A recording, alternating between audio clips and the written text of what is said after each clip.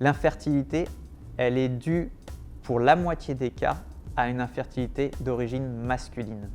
Elle est très peu connue, c'est un peu le tabou du tabou. Le tabou d'avoir un couple infertile et dans ce tabou, le tabou que ce soit dû à une infertilité masculine. En France, un couple sur 4 est confronté à l'infertilité. En 2019, après plusieurs mois de tentatives, Arthur Baumier reçoit un diagnostic qu'il n'attendait pas. De cette épreuve naît infertilité masculine, dossier 29 131. L'infertilité, moi je pensais que c'était les femmes qui seraient concernées.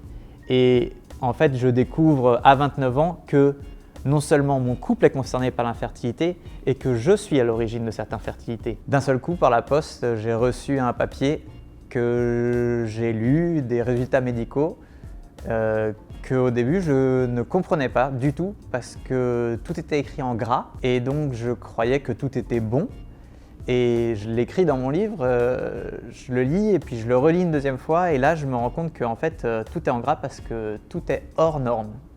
Et donc j'ai découvert sur un bout de papier que en fait, j'allais avoir des soucis pour avoir des enfants avec ma femme. La première chose que j'ai ressentie, c'est d'abord de l'incompréhension et du déni total. Je suis allé me coucher le soir en espérant que le lendemain matin, la feuille ait disparu ou changé. Ma première intention était de dire on va refaire un deuxième rendez-vous et puis on va refaire une nouvelle analyse et on va espérer qu'elle soit bonne.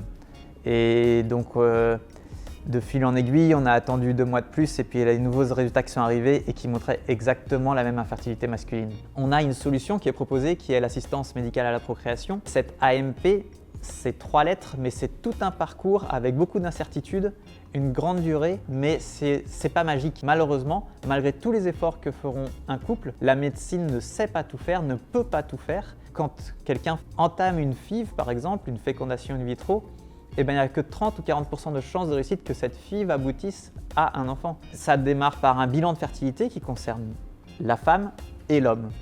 Ensuite, à partir duquel les médecins décident le protocole qu'ils vont mettre en place pour tenter de générer une grossesse. Dans ce protocole, il y a une grande majorité qui va concerner la femme. C'est la femme qui va devoir avoir des traitements hormonaux pour stimuler sa fécondité et ensuite permettre de tenter soit un transfert, soit une insémination, soit une ponction. Plusieurs méthodes qui permettent de tenter une grossesse. Toutes ces méthodes, elles impliquent des traitements douloureux pour la femme qu'elle doit faire au quotidien. C'était dur pour moi de voir que ma femme devait faire ses efforts, prendre des médicaments qui sont hormonaux, donc qui impactent son quotidien, qui impactent son humeur, qui impactent son état physique, qui sont énormément de contraintes d'un point de vue temporel, vu qu'il faut être assidu et il faut avoir de la disponibilité pour des rendez-vous médicaux à des moments précis qu'on ne peut pas refuser et qu'il faut organiser en fait la vie autour de cette infertilité. On a eu un résultat de FIV où c'était ce qu'on appelle une ponction blanche, c'est-à-dire une FIV avec absolument tout qui a loupé, aucun embryon généré. Est-ce qu'on réessaye à nouveau? Est-ce qu'on se dit que peut-être que c'était juste cette fois-là que ça n'a pas marché?